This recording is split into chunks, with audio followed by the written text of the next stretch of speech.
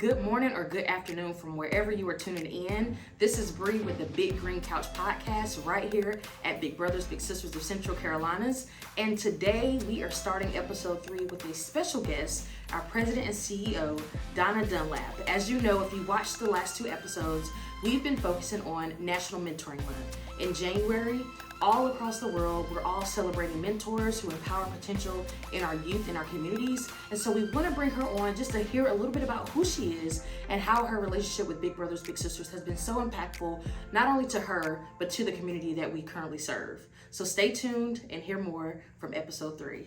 Good morning and good afternoon. So today we are sitting with our president and CEO, Miss Donna Dunlap. How are you feeling this morning? Great. How are you? Good. And we know that it's National Mentoring Month. If you watched the previous episodes with some of our amazing leaders in the community, we've been focusing on mentorship, how we can empower potential in our youth, how we can get out in the streets, make sure that we're empowering every child that we run into to make sure that they're having a successful academic career, whether it be going to college, high school, and even trying to help them see the impossible and helping them reach those goals and those dreams and be amazing leaders in our community. So today we're going to learn a little bit about our president and CEO, learn about Donna Dunlap beyond the title, right? I think sometimes when we do have you sit on interviews, you talk a lot about the agency, right? Which is a good thing. We want you guys to learn more about the agency, but we want to learn more about who you are. Okay. How did you get in your seat? Yes. What inspired you to be a part of this agency? And just tell us a little bit about you and who you are.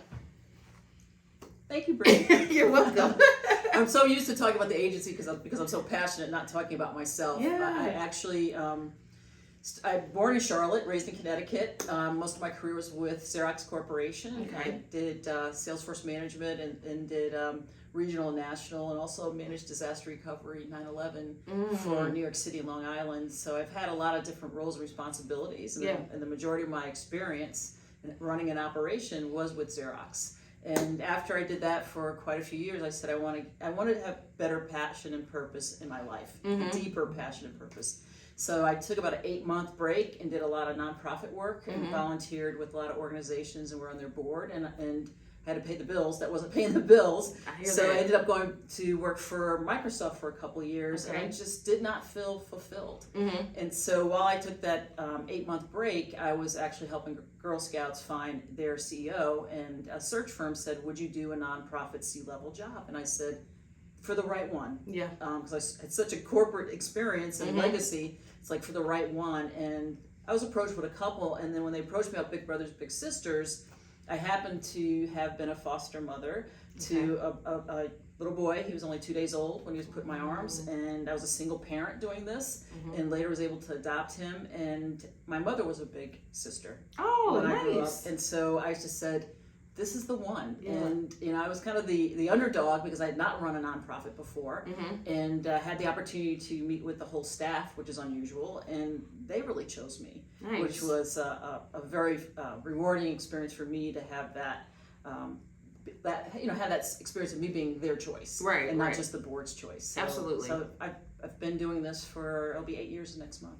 Look at almost 10 years, guys. 8 years. She is committed to empowering potential. So when you hear someone say, I'm committed to empowering potential, or even with our mission, right, that is our goal, is to make sure that we're igniting the fire, the power in our youth. So what does that mean to you when you hear empower potential? For those who don't know what that means or what that looks like for us. That's a great question, because a lot of people think that the youth we serve, most of the youth we serve are living in poverty, single parent household, and or they may have an incarcerated parent. So they're not looking for a handout, they're looking for resources, they're looking for enablers, they're looking for a constant source of friendship and support that can help them navigate through life, that can help them change their trajectory for success. They have to do the work. Absolutely. We just help guide, and we help provide that, not only the resources of a mentor, but the resources that are available through the agency and the support that the agency gives. Awesome. And you are big, right? Yes. My second little. Yes, her second little. Yes. How many years are you celebrating as being a big? Oh my goodness. So my first little, she was 9. She's now 16. She moved to Georgia, and we still stay in touch. Okay. So I still call her my little sister. But last fall, I became a big sister to a little girl who's 12. Nice. So I'm dealing with all the middle school drama, and it's been very interesting, and she's a lot of fun. I mean, having a son, and he's my only child, it's kind of nice to have the opportunity to spend time supporting a young lady in her growth. I love that. And have you, with this relationship, we're always focused on the positive impact, the results of the relationships that we're building within our agency. So have you seen any positive strides in having this relationship with her? Oh, absolutely. She surprised me because my first little, it took her maybe 9 months to open up. This little, her name's Kai, she opened up immediately. Wow. And because I really was not judging anything she shared with me, and I really was always supporting her, because each child has a developmental plan, and hers was focused on self-confidence, not thinking of herself like a typical middle schooler. I'm not attractive, I'm not smart enough, I'm not this, I'm not that. So I just really heard her and let her know that she's being heard. Something so simple, and everybody might laugh when she talks about her not wanting her food to touch. So next time, that happened like the second time we met, and then the next time I brought her this little plate that said, that she was thrilled because I heard her. Something that simple, and she shares everything with me, and I just listen. I don't judge. I listen, and I partner with her mom in terms of understanding where I can lean in more, or what things I might need to do to help support her growth. And I think that helped with building trust, right? Yes. She trusted you because you listened to her, you saw her, and you fulfilled, an unexpected need. She didn't see that coming. So that was awesome to hear. So let's talk about your first day. You say your first little, it took 9 months? It took 9 months for her to really open up. And her little sister did not like me. She blocked the doorway and said, "Don't take my sister. I'm her sister." So just kind of navigating maybe some of the family dynamics. And so I had to find out, because she kept worrying about her sister the whole time we were together. Okay. And so I said to her, "What does your sister love more than anything?" And she said, "Peppa Pig." And so I got her little sister a Peppa Pig doll, and from that point on, Miss Donna was the best thing in the world. So it's just really trying to think through and get clever with how do you connect, and because we come to these relationships as strangers. Yeah. And with my current little, I have to listen to heavy metal anytime we're together. Not my favorite genre, but it's hers. Right. So again, letting her know that I respect things that you like, and so when I give her advice, she'll listen. I love that. And when I guide her, she knows that I care enough to appreciate what she's about. Yeah. And when I give her guidance, she's as open as I am when she shares things with me. So we may have some listeners that are bigs that have challenges with relating or connecting to their little. So what were those moments like when you left your little and you went home and you're like, man, did I do a poor job? Or, what can I do better? Did you ever feel like you had the weight of the world on your shoulders? At times. And it's you're not adopting the child, you're not being a parent, you're being a supportive friend and someone that's guiding and coaching. Yeah. So you want to lean into your match support specialist for advice and counsel. One of the things that surprised me is that Kai had a death in her family, and her mother goes, she didn't want to call anyone else but you. Wow. And that was heavy. I didn't know what to do with it, and that was a little bit heavy in terms of, and all I did was say, how do you feel? And I shared with her, you need to be there for your mom. That was her brother, and just that's all they're looking for. Just listen unconditionally and without judgment, and offer your best advice. And don't worry, because some of our bigs are not parents. You don't have to be a parent. Just what would you want as a young person to have someone say to you when tough times come your way? I love that. Yeah. So what are some of your favorite moments like that you can recall of having those outings with your little? What are some of the favorite or most special memories you have? I get to be a child again. I love that. So the corn maze and having and trying to get out, and I started to panic a little bit. So we had to answer these questions and know whether to go right or left or straight. And so that was a lot of fun. Okay. It's just I'm a foodie, so we experiment with different types of food and just helping that young person go beyond the finger food that a lot of them that's all they're exposed to. So we do all kinds of exotic food and just try different things. I remember my first little, I took her to her first play, and she was 11. Nice. And I thought back and I said, I took my son to his first play when he was 3. And to know the difference in that cultural exposure, it was such a fulfilling experience for me. And it was a Christmas Carol, and at 11, they would be talking out to the audience, like thinking they were talking to another person. Right. And she's turning around looking to who they're talking to, and I'm like, no, that's not how this works. Not realizing they're like on the script, like they're acting right now. They're acting and they're talking Oh, Right. So it was really fascinating having that experience with Yeah. her, taking her ice skating for the very first time. Nice. Whenever we go to sporting events, so we get a lot of resources that come our way, and I try to take advantage of as many of them as I can.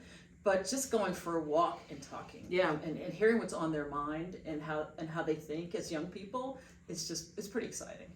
That's awesome. So just to step outside of your relationship with your little, just for a little bit, you are a professor. Yes. Fun fact. That is something that I recently learned. I'm like, oh my God, she's like doing it all, So can you tell us a little bit about, being a professor and, being a big, do you feel that some of those skill sets spill over into your classroom when you support your students? How does that come about? How does that? So I'm an adjunct professor at UNC. I just teach one class because my first love is this mission for Big Brothers Big Sisters. But what I was noticing, a lot of organizations had people starting a nonprofit with so much passion but didn't have the business acumen. So the course that I teach is nonprofit budgeting and financial management. Nice. And it's a graduate course. People are trying to get their certification in public administration or a master's degree. And really preparing them to know how to read financials, understand financials, know when they're in trouble, and know when they need to take action and what type of action. So it's a very practical approach. And so I'm so happy to have not only corporate experience but nonprofit experience to bring to the classroom and help prepare the next generation of leaders. I love that. Now, just to ask, are any of your students bigs? Have you No, I didn't work on that. Okay. No, good question. So we're just gonna plug that. They're a little overwhelmed with class and work, but that's a good point. If you ever need us to step into the class and do our little pitch, we are always here to support you. So that is awesome. And what's really cool is that a lot of my peers and their finance person have come as guest lecturers, and awesome. they get the experience of giving back as well. So I enjoy it. It's a lot of fun. That's cool. So do you have any favorite Big Brothers Big Sisters story? Not to say all of them are not favorites, right? Yeah. But what is one that stuck out to you that you can recall, the moment someone asked for a story? What is that story that's like, this is powerful, this was transformative? There are so many. It's hard. I think the one that's memorable to me, only because this young man has evolved to be something pretty special, was when a young teen, he was one of 3 boys being raised by a single mom. They're all living in poverty. He went to his big brother and he said, I have to make money to help support my family. I'm going to sell drugs. He told his big this. And they were not of the same culture. And I was so proud of this big who didn't judge. Yeah. He listened, and he said to the little, he said to him at the time, you could do that and you'll either end up in prison or worse, you'll end up dead. Wow. So that candor is so important in open communications. And so he goes, but I can help you invest in yourself, and you'll make enough money to not only support your family, but to support your community. Wow. And this young man, his name's Elliot, he went on to college. Wow. And then he went on to law school, and he's since graduated, he's practicing law. And so that it goes back to the fundamentals of open communication, not judging, guiding, and supporting, and just changing, because all of our children go through that tipping point of making that decision that may take them down a path of destruction, if you will, or bad decisions that in the juvenile justice system, because we focus on prevention. And that moment when you say, that's not a good idea, let me give you a better idea or a better approach. Those stories are just so exciting to me. Just showing a young person what college is, or what options are out there where they can make a living wage above and beyond going to a 4-year traditional college career path, if you will. Yeah, so when we talk about, the needs and challenges of our youth, and we may have someone that listens like, I'm on the fence about doing this, right? I'm not quite sure yet. What is that one thing that you can share to kind of get them to say yes to being a part of this mission, knowing the needs and challenges of our youth? Are you talking about volunteers? Yes, volunteers. So we have a new campaign. It's called "Takes Little to Have a Big Impact." To be big, or takes a we do. It's just a little bit of time. Yeah. So we're all very busy, and what I have to do as a community-based mentor is twice a month, 2 to 3 hours each time, spend with Kai, and that's the expectation. Set that expectation. In your mind, you could say, "I'm going to commit to 1 year," because that's all we ask for minimally is 1 year commitment. Trust me, you'll be so hooked. This person becomes so much a part of who you are that it'll last longer. I look up now and I'm like, how was I matched to this young lady for as long? My first one, and so we just asked for a year. We asked for 2 to 4 times. Actually, I only do 2 times a month. and for about a couple hours each time, and she looks forward to it. The continuity is what they need. Yeah. And because she said, the new one I have now, Kai, she said to her mom, is she coming back? Oh. And so I try to make it every other weekend, and if not, I make sure I openly communicate why it may not be a certain weekend, but I'll catch up. Yeah. And so it's just, it doesn't take that much, and you will get as much from the experience as you're giving, and maybe more. I get surprised. I get surprised every time I spend time. Have you learned anything about yourself about from being a big? Yes, I'm sure you're learning all the latest music and the trends. Yes, I'm learning that. I wish I had a little girl too, for sure. But because raising a boy is very different. But I'm learning that. I'm learning that I can. And everybody kind of sells themselves short in terms of I can have an impact. And so when she responds certain ways, both of them, I'm like, wow, I am having a positive impact. Mm-hmm. And my first little Julia, she said, "You're the only one who will listen to me." Wow. And I got emotional, and she would share certain things with me. I mean, I would always tell the mom, that's part of our policy, but to have her tell me certain things first, to know how to move forward with maybe a difficult message. I just learned that I can help younger people. Right. I'm an old bird. I can help younger people. We all can help. Having a positive impact. Absolutely. We all can help you. And kudos to our program team.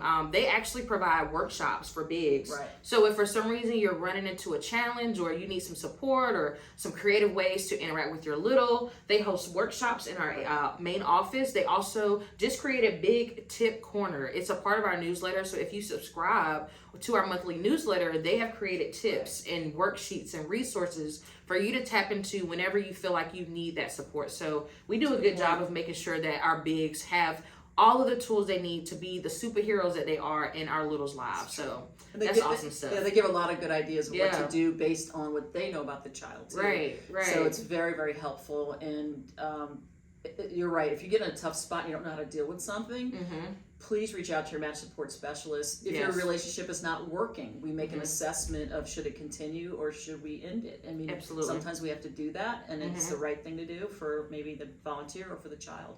So you have support. You're not doing this on your own, and you'll be able to assess how well your young person's progressing.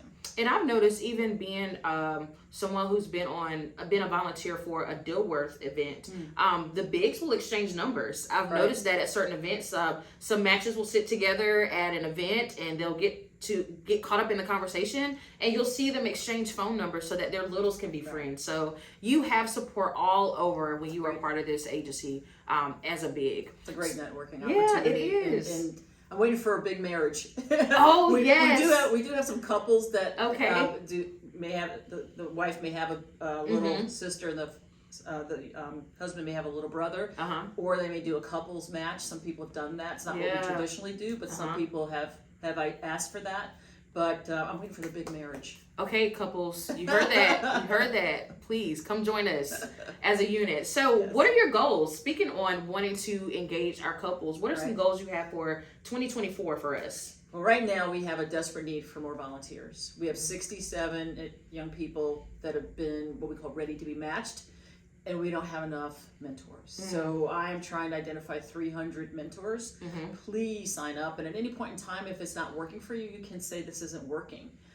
Even up to the point that you may meet the young person, and you have 24 hours to say, yes, I want to be that child's that little's big. You have that option, so you may want to explore that and become a volunteer. But I am personally being charged to identify volunteers. Also, another goal that we have is by 2030, we're trying to go from 1,000 young people that we serve to 3,000. Awesome. And finding creative ways to bring more young people into the mentoring space, because post-pandemic, all children are dealing with mental health challenges. Yes. Title I school students, which are the ones we serve more so than others. Academic gaps we're already there. They're even wider, and unfortunately, a lot of young people got advanced to the next grade post-pandemic, and they weren't ready. So we're dealing with that, as well as young people that are engaging in risky behaviors. And you can just look at the news and see young people hurting, or if not killing, each other. And we need to pull more children into our program, because it has proven to change the trajectory for success. Our young people graduate from high school. Our young people avoid the juvenile justice system and risky behaviors. So the formula works. And psychologists and all types of therapists and counselors will say that mentoring works, and our formula is special because it's one-to-one. It's not group mentoring, it's one-to-one. And each child has a developmental plan for their success. So I love that. And beyond being a volunteer, what are some other ways that people can get involved with our community, with the work we do? There may be an opportunity where you want to host an event. You may want to sponsor a child. You may want to be a personal donor. And if you sponsor a child, it's $1,500. You may want to have a fundraiser where we could be the beneficiary. There are all kinds of different fundraising activities that people have done: disc golf, top golf, a marathon, and we're the beneficiary. We need more funding so we can hire more staff, because that support system you referred to, these are degreed professionals that monitor and support these matches for safety, continuity, and productivity. So as we scale up the number of children we serve, we're going to need more revenue to bring in more resources so we can serve more children. I love that. And so to close out, is there anything you would like to share? Any advice to our bigs? Any thank yous? How do you want to end this whole conversation? It's been great. I hope you guys have enjoyed it. But is there one thing you want to leave with our listeners today? Absolutely. Don't be afraid to volunteer, because it is a great experience. Everyone that I've talked to love being a big. So don't be afraid of it. Just come and explore it with us, and we're here for you. And most importantly, a big thank you to our bigs. Our mission could not be possible without you volunteering your time, your talents, and in some cases your treasure to help a young person. So we're just so grateful to our bigs. We're so grateful to our supporters. And we just want to continue to grow and be a part of this community in terms of helping break the cycle of generational poverty and bringing into play that next generation of responsible young folks into our community. So thank you. And thank you guys for tuning in. Thank you, Donna, for sitting on the big green couch with us today. Make sure you guys check this out on all of our social media platforms. Like, comment, and share this video, and we will see you on the next episode. Bye.